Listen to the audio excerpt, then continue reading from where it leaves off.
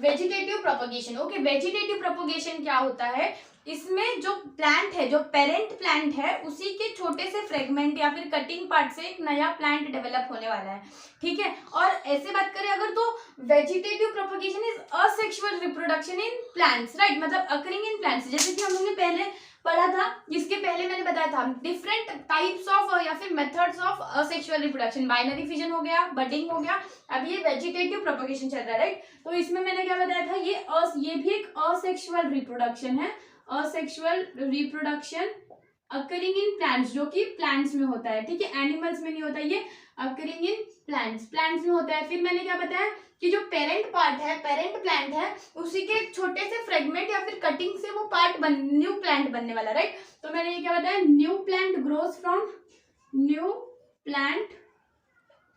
Grows from fragment और cutting of parent plant, right. इसके example है जैसे कि राइजोम हो गया, राइजोम, ट्यूबर, रनर, फिर ये सब राइजोम, ट्यूबर, रनर, ये सब क्या है मालूम है ना, मॉर्फोलॉजी में हुआ है, ठीक है, नहीं मालूम तो मॉर्फोलॉजी पढ़ो, ठीक है। राइजोम, ट्यूबर, रनर, बल्ब, और क्या है और ऑफसेट हो गया, ठीक है, नीचे हम और देखते हैं अच्छे से।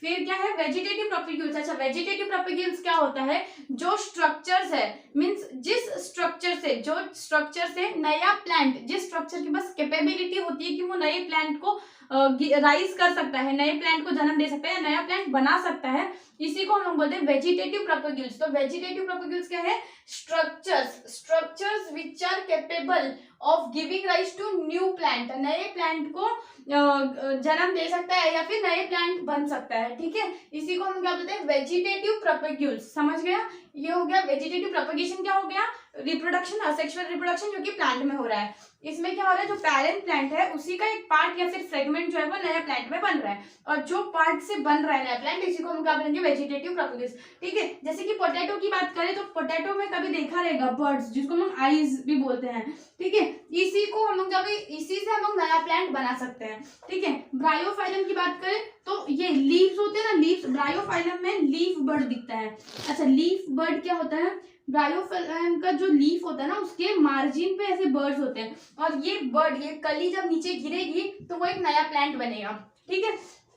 वैसे ही जिंजर और बनाना में राइजोम होता है, क्या होता है, राइजोम होता है, ठीक है। वाटर हाइचिंथ में ऑफसेट होता है, और अगेव में बुलबिल होता है, ठीक है। ये बुलबिल, राइजोम, ऑफसेट, ये हम लोग ने कहाँ पे पढ़ा है, ये हम लोग ने सब मॉर्फोलॉजी में पढ़ा है, ठीक है, इसका स्ट्रक्चर्स कैसे होता है। अब ठीक है, चलो नया प्लांट बन रहा है ये तो हम लोग ने देख लिया, लेकिन ये बनने का साइट कहाँ पे, प्लांट में ऐसा कौन सा पार्ट है जहाँ पे ये नए प्लांटलेट बनने वाले हैं, तो वो पढ़ने वाले हैं site of origin of new plantlet in plants, ठीक है। ये तो आप लोगों ने पढ़ा रहेगा कि जैसे नोड्स और इंटर नोड्स क्या होता है, राइट। ये प्लांट हो गया समझो मेरा, यहाँ पे फ्लावर या जो भी, यहाँ पे लीव्स हो गया, यहाँ पे लीव्स हो गया, यहाँ पे लीव्स हो गया, तो नोड्स क्या होता है, ये जहां से लीव्स आ रहे हैं ये क्या हो गया, ये हो गया नोड्स, राइट, ये हो गया नोड्स, और इसके जो बीच का पार्ट है वो क्या हो गया, इंटरनोड,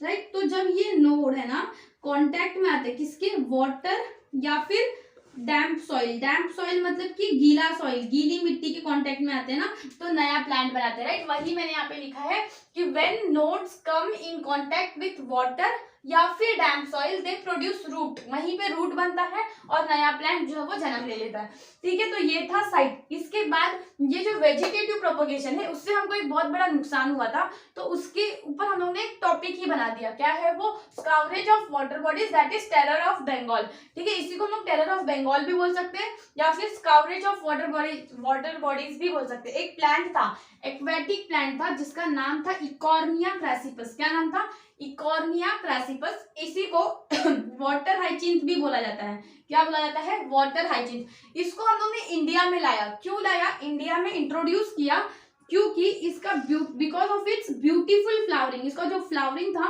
वो बहुत ब्यूटीफुल था। ओके, ब्यूटीफुल फ्लावरिंग, बहुत अच्छा था, बहुत सुंदर था। और साथ में एंड शेप ऑफ लीव्स, इसके जो लीव्स के शेप थे वो भी बहुत अच्छे थे।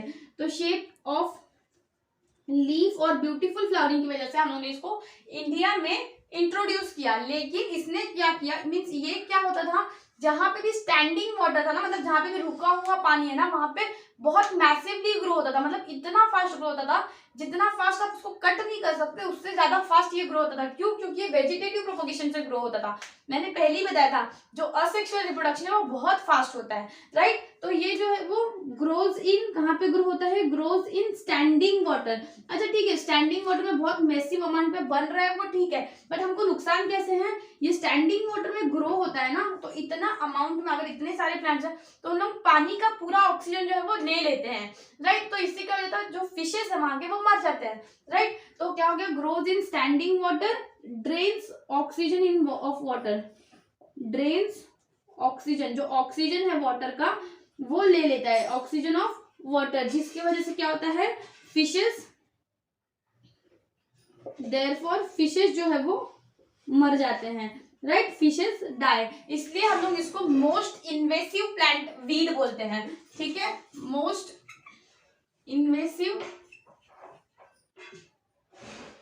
वीड है ये, ठीक है, समझा। ये मैंने क्या बताया कि ये जो है वो वेजिटेटिव प्रोपोगेशन से ग्रो हो रहा था, इसलिए बहुत फास्ट ग्रो हो रहा था। जहां पे भी रुका हुआ पानी दिखा ना, ये बहुत फास्ट जल्दी जल्दी ग्रो होने लगता था, जितना हम काट नहीं सकते उससे फास्ट ये ग्रो हो रहे थे, ठीक है। हम लोग ने इसको इंडिया में क्या सोच रहा था कि इसका ब्यूटीफुल फ्लावरिंग और लीफ के शेप बहुत सुंदर है वो देख के लाया था, ठीक है। लेकिन ये जो क्या करने लगा, पूरे वाटर का ऑक्सीजन लेने लगा और फिशेस को ऑक्सीजन नहीं मिला तो फिशेस जो है वो मर गए, ठीक है। तो ये इसके बाद एक पॉइंट है कि मैंने बताया था एल्गे और फंगाई में क्या होता था, असेक्सुअल रिप्रोडक्शन होता था। मैंने ये पहले बताया था कि कॉनिडिया हो गया, क्लैमिडोमोनास, इसके इसी वीडियो में बताया था, राइट। लेकिन asexual reproduction is common method in algae and fungi. Algae and fungi में असेक्सुअल रिप्रोडक्शन जो है वो कॉमन है, जो कि उन्होंने पहले पढ़ा।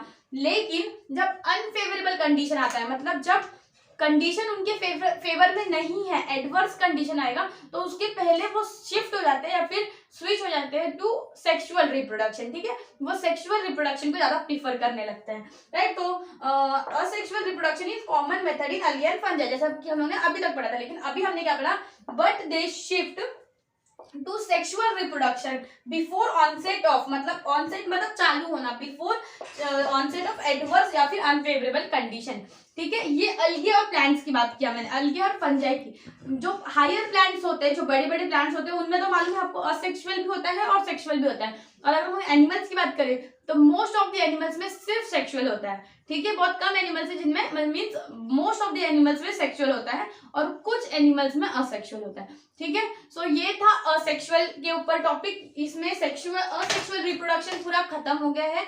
अब इसके बाद जो टॉपिक रहेगा वो सेक्सुअल रिप्रोडक्शन में होगा। तो इंट्रोडक्शन पार्ट हो गया है, असेक्सुअल रिप्रोडक्शन होगा, और फिर थर्ड टॉपिक जो रहेगा, थर्ड वीडियो जो रहेगा वो अभी सेक्सुअल रिप्रोडक्शन में होगा, ठीक है। अगर आपको ये वीडियो यूजफुल लग रहा है तो शेयर करें, सब्सक्राइब करें, लाइक करें, और कुछ डाउट होगा तो कमेंट करें, okay. Thank you, please keep supporting us and B with us, thank you.